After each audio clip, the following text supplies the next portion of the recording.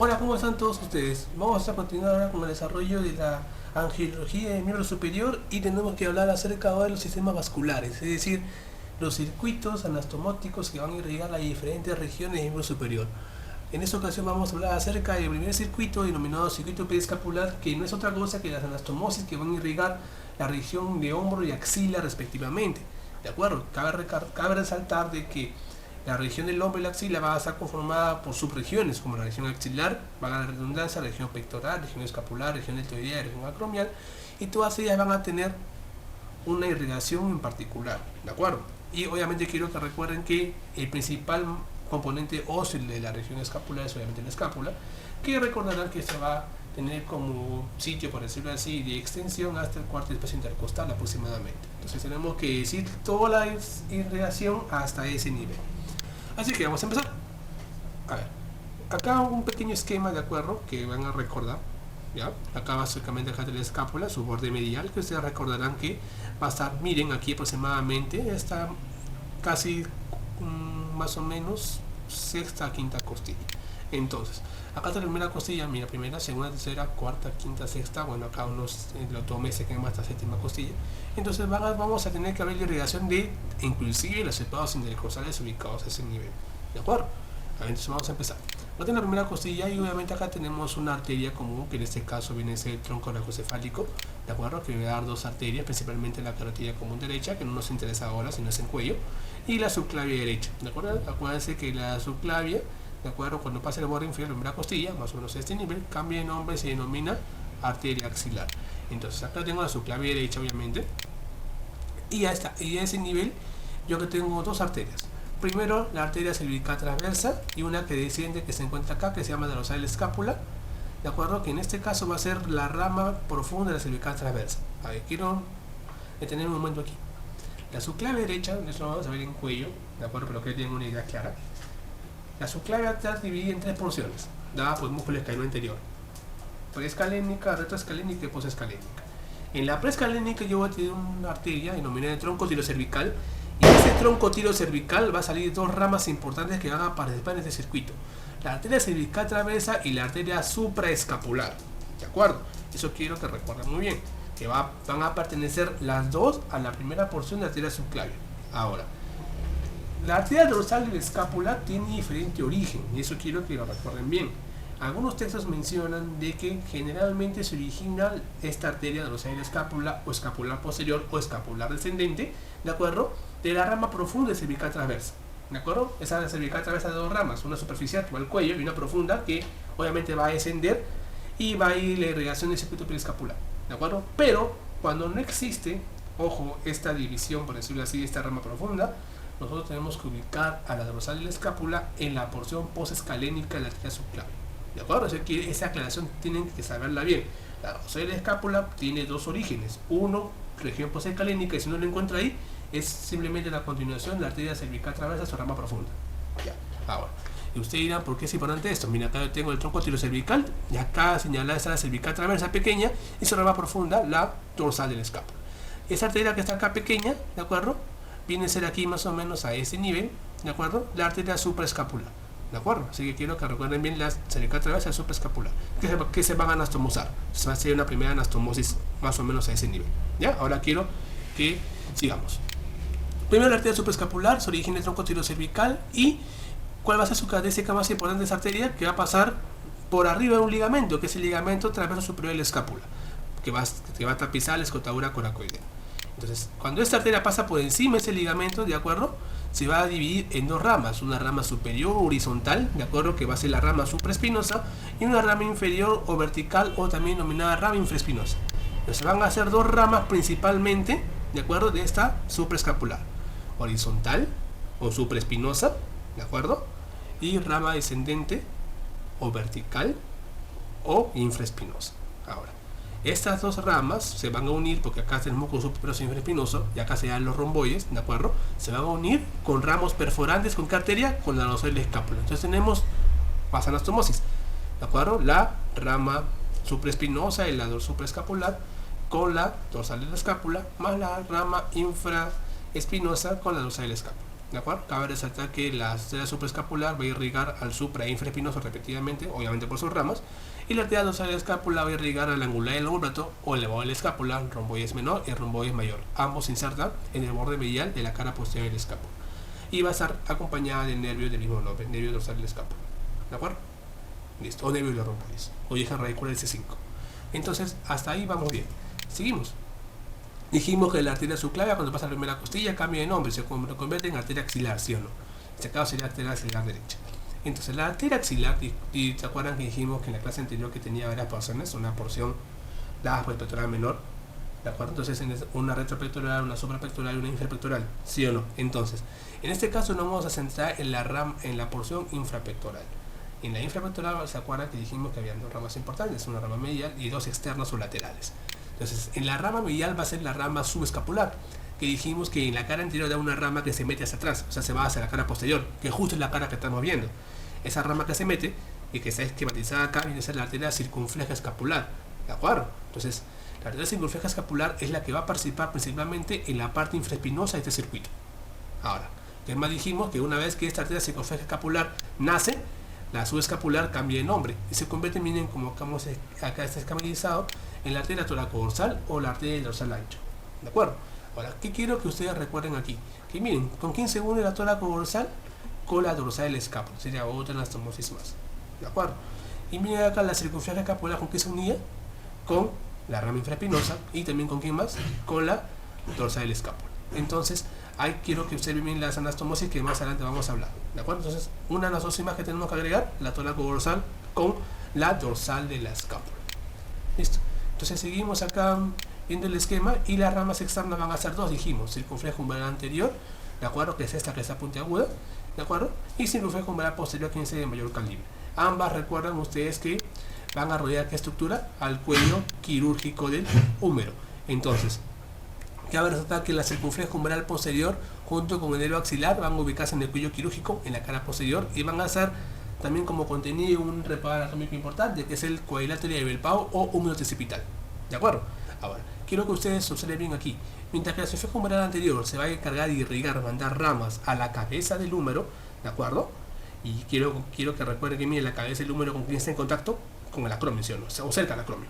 Entonces, quiero que repongan esa relación.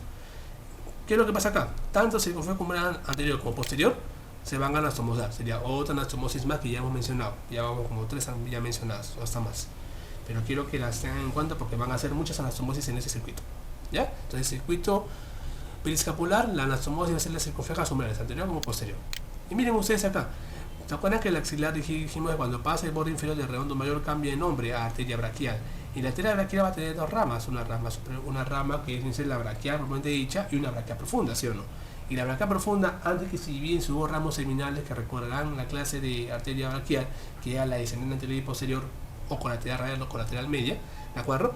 Da una rama que se llama la recurrente deltoidea. Esta braquial profunda con la recurrente deltoidea, miren con quién se une, con la circunflejo umbral posterior. Entonces va a haber otra anastomosis más, ¿de acuerdo? Seguimos. Aparte de la recurrente deltoidea, ¿con qué se van a anastomosar? Deltoidea. ¿Qué otra rama tiene? ¿Qué otra arteria que hemos estudiado en clase tiene el nombre de la deltoidea?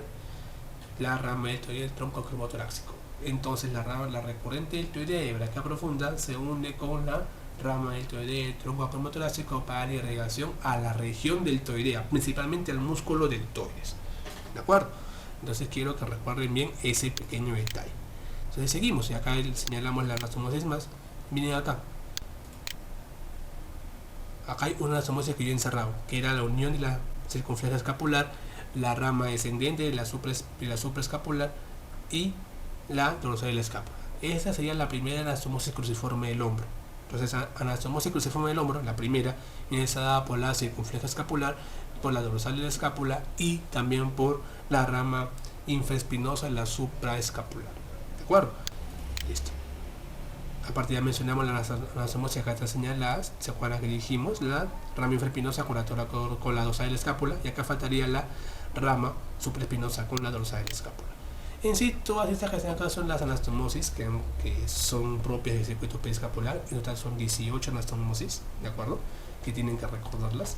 Principalmente le van a pedir 6, ¿de acuerdo? Pero obviamente desglosando cada rama se va a llegar a una conclusión de que va a haber mucho más ramas que van a participar en este circuito. Entonces vamos a empezar a hablar una por una, grosso modo, para que puedan entender muy bien ese circuito que se trata.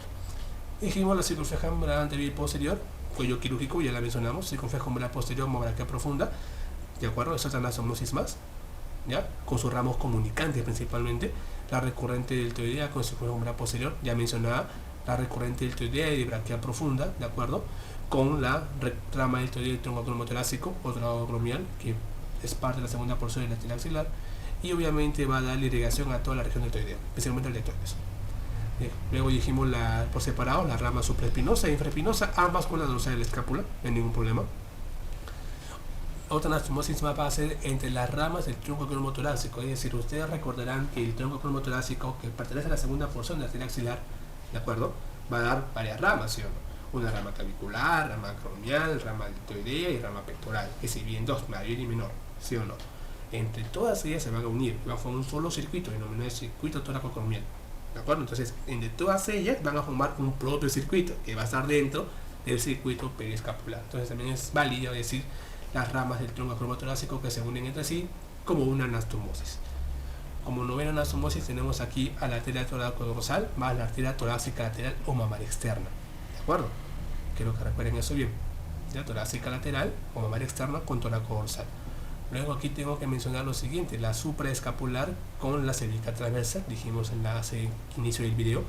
Ahora, acá sí un poquito, tengo que demorar un poquito. ¿Por qué? Ustedes pueden ver la escápula aquí, ¿de acuerdo? Y la escápula, ¿de acuerdo? Va a estar relacionada con ¿quién? Con las costillas, ¿sí o no? Pero también con los separados intercostales. Entonces, la irrigación de los separados intercostales, ¿de acuerdo? Es esencial para yo poder entender a esta anastomosis. ¿Por qué? Porque los separados intercostales va a ser la matriz ósea, por decirlo así, ¿de acuerdo? De una región denominada la región pectoral, ¿de acuerdo? Y en el caso de sexo femenino, la región pectoral se va a subdividir en una región más, que va a ser la región mamaria, donde se encuentran los senos y la glándula más respectivamente. Entonces, para yo poder entender más sobre este circuito, tengo que mencionar la irrigación de la región pectoral. Entonces, la región pectoral va a ser irrigada básicamente por los pectorales, mayor y menor. Obviamente ya que ustedes dirán, si menciono la irrigación de las ramas pectorales, se acaba el problema. No es así. Tenemos que hablar de la irrigación de los separados intercostales. Entonces, los separados intercostales van a ser principalmente en tres caras, en la cara anterior, en la cara lateral y en la cara posterior.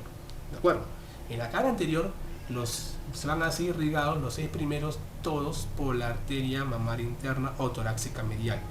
La cara lateral se va a dividir en dos. El primer espacio en la cara lateral va a ser irrigado por la arteria torácica superior y el segundo y tercero por el tronco cromotorácico. ¿De acuerdo? No, muchachos.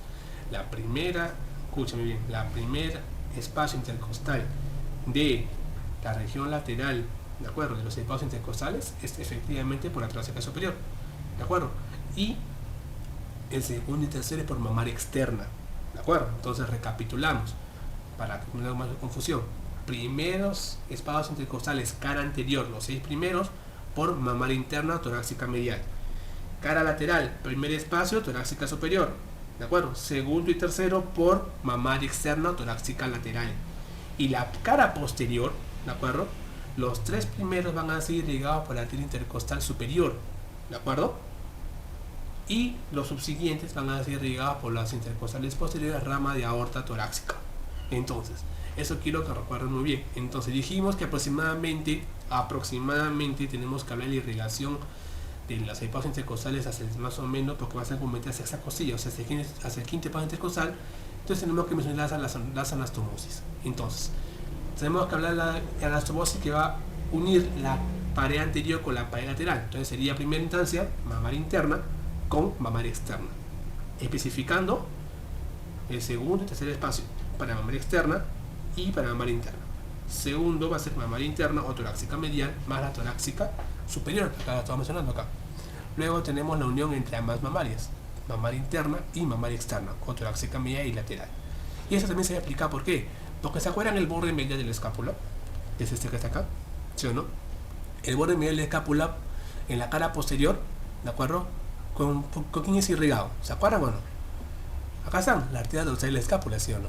En cambio, por la cara anterior, ¿quién se inserta ahí? El serrato. ¿Y el serrato por quién es irrigado? Por mamaria externa. Entonces, otra anastomosis más sería la dorsal de la escápula, de acuerdo con la arteria mamaria externa o torácica medial. Acá creo que acá no está escrita, pero ya les he dicho ya una anastomosis más. Seguimos. Luego tengo acá la dorsal de la escápula con la toracodorsal, también otra anastomosis válida, la torácica superior, principalmente el primer espacio intercostal acá lateral, con la parte posterior de ese espacio por la arteria intercostal superior, ¿de acuerdo?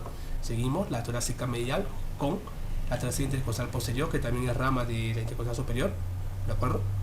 Y también sería también la torácica medial con la cuarta arteria intercostal posterior, rama de aorta torácica, ¿de acuerdo? A ver, y quiero que recuerden ahora una última cosa más.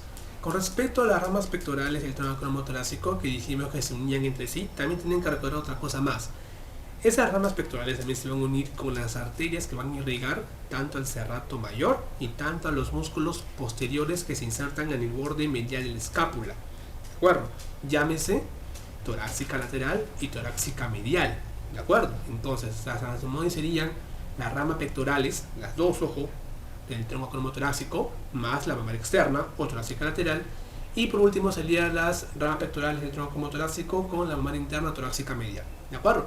Así que esa es la salvedad que tienen que recordar. Ojo, también quiero que recuerden que la rama de los pectorales también irriga el enlace de los pectorales, ¿ya? Es otro reparo importante que tienen que recordar siempre. Y por último, ya para hablar acerca de las anastomosis cruciformes, que son anastomosis que van a tener forma de cruz, baja la redundancia. En el circuito pediscapular van a haber dos, ¿de acuerdo? La primera va a ser dada por la circunferencia escapular más la rama inferior de la supraespinosa, perdón, la supraescapular, perdón, y la dorsal del escápula. Entonces va a ser la primera anastomosis circunferencia escapular, la rama inferior espinosa de la supraescapular y la dorsal del escápula, el primer circuito cruciforme. Y el segundo, que es el más importante, va a ser dado por la circunferencia escapular, por la toracodorsal, ojo, por la toracodorsal y la dorsal del escápula. ¿De acuerdo? Entonces, esos tres, sobre todo el último, quiero que lo recuerden bien porque es el más importante y los dos cruciformes que hay en la región pediscapular. ¿De acuerdo? Bueno, chicos, espero que esta clase de circuito pediscapular les haya servido de algo. ¿De acuerdo? Generalmente van a encontrar la mayoría de los textos que solamente son 6 anastomosis. ¿De acuerdo? Pero desglosando la rama por rama nos damos con la sorpresa que son muchos más, ¿ya? Así que apéndanse todos por si acaso, no sabe quién le vendrá uno en el examen, ¿de acuerdo? Y espero que le hayan pasado bien en la clase, no haya sido nada aburrida, ¿ya? Y nos vemos en las siguientes clases. Nos vemos, chicos, cuídense, chao.